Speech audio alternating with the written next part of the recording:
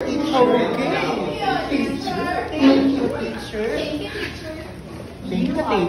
Now, do we have any absentees for today? Nothing. Okay. No.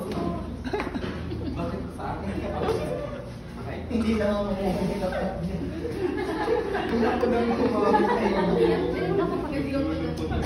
Alright, going back. Alright. Before we dive into the English, here are the learning objectives for this afternoon. First is define a compound sentence. For the second, can you read Mark Adrian? Use compound sentence to express idea. And for the third, Angelica. Appreciate the value of hard work by sharing their own experiences and their accomplishments. Very good. Now, I have a question for you for this afternoon. What are most proud about yourself? Share it to your seatmates, and afterwards share it to the class. Okay, who want to share? Yes, Antoinette. Teacher, I am proud to myself that I demonstrated very well earlier. Very good. Teacher. How about you, Melissa? I am proud to myself for being a beautiful. Wow! Melissa. I'm proud to myself. I'm proud to myself because I got 4 stars from my teacher in Filipino. Wow, very good, Lawrence. Say I am proud of. I am proud of myself because I got 4 stars from my Filipino teacher. For the last one, you will count. I am proud because I helped a person in need earlier. Okay, very good. Those answers are connected to our short story. Now, I prepared a story. Story about the boy who sells the bag. Once I flash the story, we will read it together. Okay, Lino worked in his father's shop. Ready? Read. Lino worked in his father's shop and he made leather bags. He carried them to the village square every afternoon. One day, a merchant stopped by and he asked to see the best bag Lino had. Lino showed it to him with pride. The merchant smiled and he paid 150 pesos for the bag. Lino was thrilled and proud of his work. After that, more people came to buy bags and Lino's shop became busier. Okay, very good. Great. Yeah. Do you understand our short story? Yes. Who are the characters in the short story? Mark Adrian, can you give one? Lino. Lino. What else? his father. And the last one? The merchant. Very good. Now, where did Lino take the bag every afternoon? In the basket. Teacher, At the bed? Open. in square village, teacher. Very good. As now,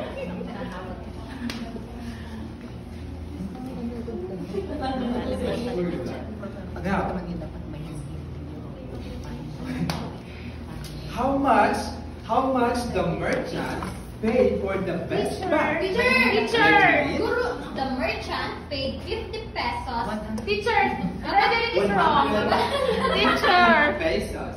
100 pesos for the best. 150 pesos. 150 pesos for the best. Pesos. Very good. Now, class, how did Lino feel when the merchant about the back?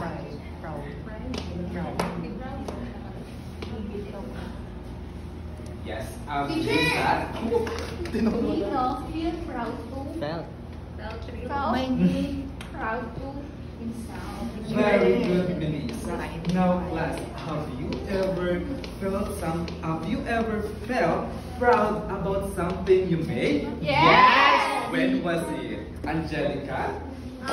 When I cook pancake, teacher. Very good, Angelica. How about you, Reggie? When I got a high score in exam. Wow, very good. For the last one? Yes, Lawrence J. Lawrence. When I buy in the store, the change of the vendor is ulam of 1 pesos. I give it again to Gave it back. Yeah, that is the character that we have. Now, I have here 2 sentences that I get from our short story. Renshi, can you read the first one? He made leather bags. He carried them to the village fair every afternoon. Thank you so much. And number 2, Shara, please read. The merchant smiled and he paid 150 pesos for the bag. Okay. Now, how many ideas expressed in the sentences for number 1? Yes, Michelle. There has 2 ideas presented in the sentence. Again. 2. How about, very good, Michelle. How about number 2? How many ideas? Lawrence J. In sentence number 2, there are 2 ideas. Very good. Now, how are they connected? Antoinette. Teacher, based on my understanding, it is called coordinating conjunctions. No, how are they connected? Proud na proud ka. Yes. Okay. Let's try again. Okay. Try Teacher, again. I'm sorry. I didn't listen to your question. Okay. Can you help Angelica? Teacher, in the first sentence, there is a semicolon, while in the number 2, there's a comma. Yes, exactly. Angelica. Now, are they related? Are they related to one another? Yes. Okay, very good, grade 6. Now, what kind of sentences are expressed in 2 ideas you connecting by conjunction or semicolon? Leslie? Compound sentence. Compound sentence. Let us see. Correct. Compound sentence. Let's see. Do you have any idea what is compound sentence? Teacher, Now, I have here a definition of compound sentence. Can you read, Melissa? compound sentence consists of 2 or more independent Pahindi. Quiet, class. that are both important in conveying meaning for the whole sentence in short. A compound sentence is made up of 2 simple sentences joined together by semicolon or coordinating conjunction. Thank you, Melissa. It means that they tie together similar ideas. And these sentences or independent clauses must contain a subject or a verb. Compound sentences are like 2 or more sentences added together. Now, let us proceed to the sentences that I get from our story and I present to you earlier. Okay, for a while. Again, how many ideas? 2. And the sentences? 2.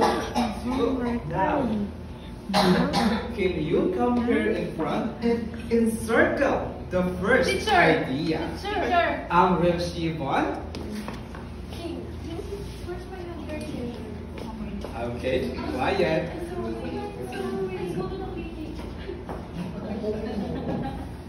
Okay, can you read it, Yvonne? Or sleeping.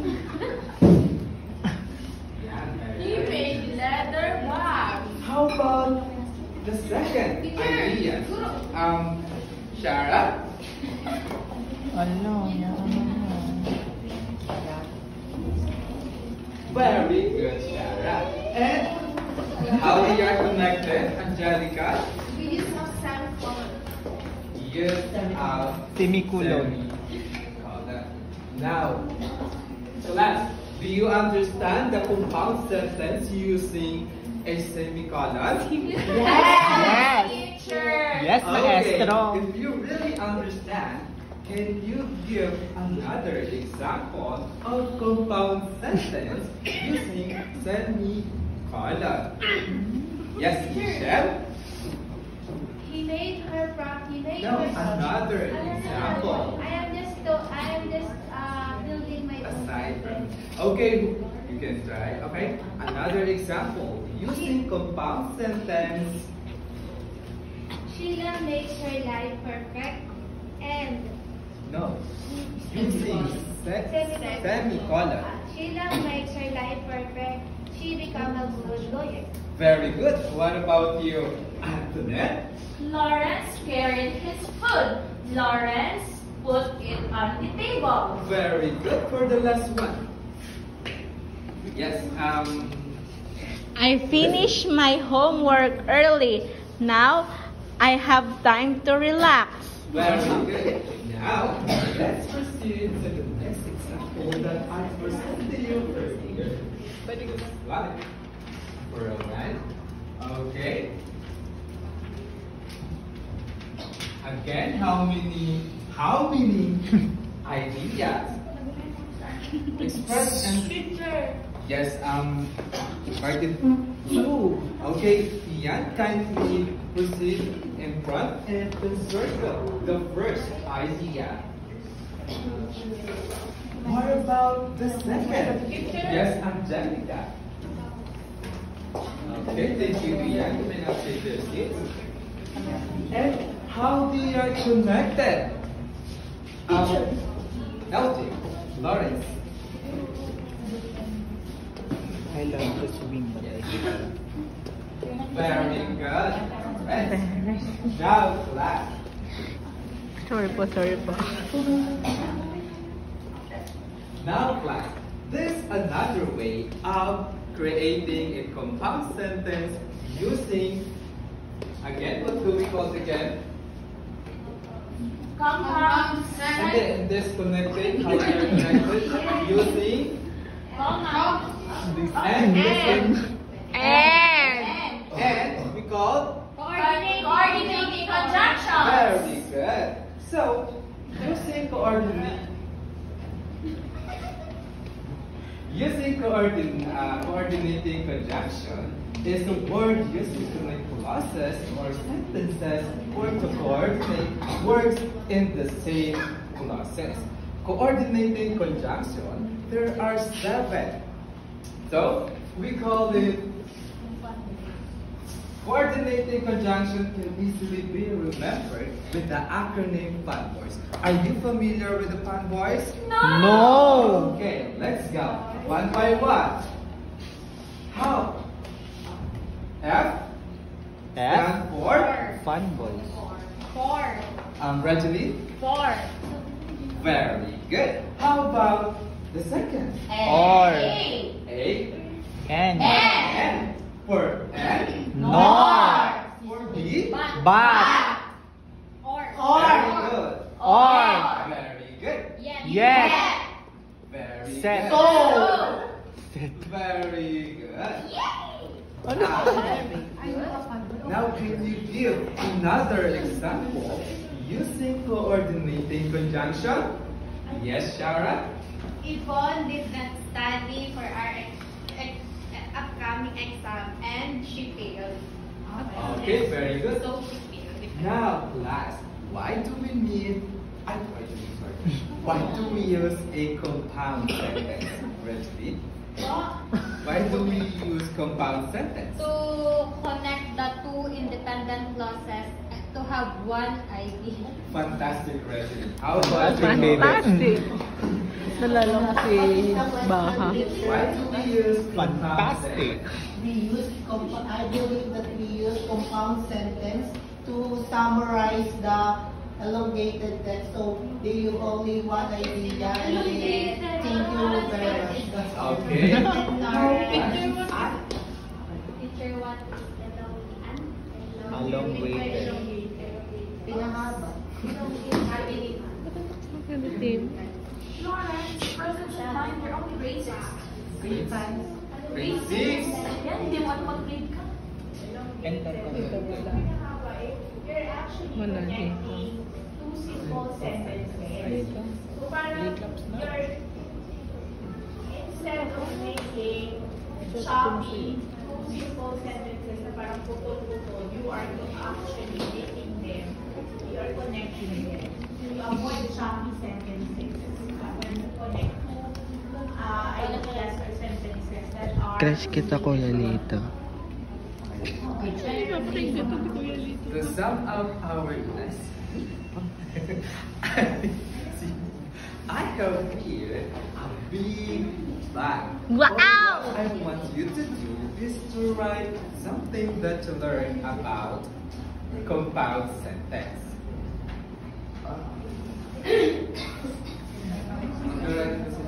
Oh, nasa na?